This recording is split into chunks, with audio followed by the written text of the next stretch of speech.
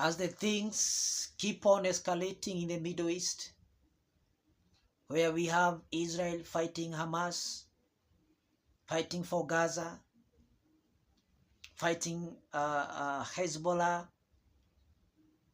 and forth and forth. The Bible is very clear. For no one has been given a right to kill. Not the Hamas, not Hezbollah, neither is Israel given authority to kill. And I want to call upon the Christian fraternity, the Messianics and the Christians who hold Israel, which is in Arabia, which is in Asia, with high regard. And for that reason, they okay the killing of young children and women, our mothers, our sisters.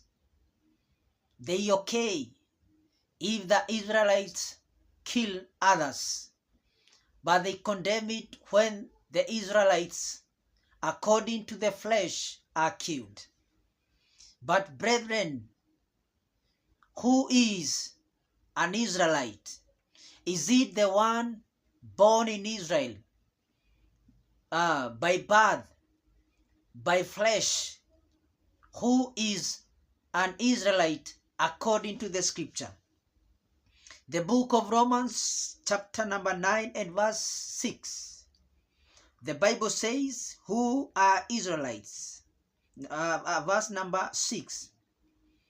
Not though the word of God has taken no effect, for they are not all Israel which are of Israel. For they are not all Israel which are of Israel. Anyone that is born nativity by birth, ule amezaliwa katika mwili na wazazi wa Israeli, wale wa uzao wa Yakobo, sio ya kwamba wao ndio wana wa Israeli. Maana Mungu alikuwa na siri ambao ni lazima tuweze kuielewa. So the Bible say, neither because they are the seed of Abraham are they all children, but in Isaac shall your seed be called.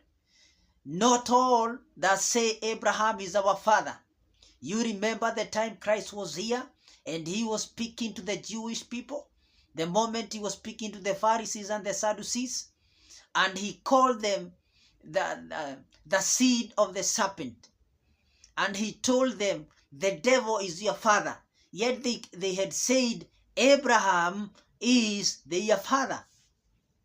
So the Bible says, verse number 7, neither because they are seed of Abraham according to the flesh are they all children, but in Isaac shall your seed be called. That is, they which are the children of the flesh, these are not the children of God, but the children of the promise are counted as the seed. So, not because you are born an Israelite according to the flesh, you are a son of God automatically. No. And Israel, which we have to pray for, is the promised Israel. Not according to the flesh, but according to the spirit. Ndiposa unakuta wana wa Israeli walioko hapa, niliona wanajeshi wao wanashika mwanaume na wanamfira, na kisha wanajiita ni watu wa Mungu. Watu wa Mungu hawatendi mambo kama yale. Watu wa Mungu hawawezi wakatenda vitendo vya unyama. Hawawezi wakaua wale wengine, kwa sababu kuna uzao wa Mungu ndani yao. Kwa hivyo Israeli iliyoko, hiyo sio Israeli ya Mungu.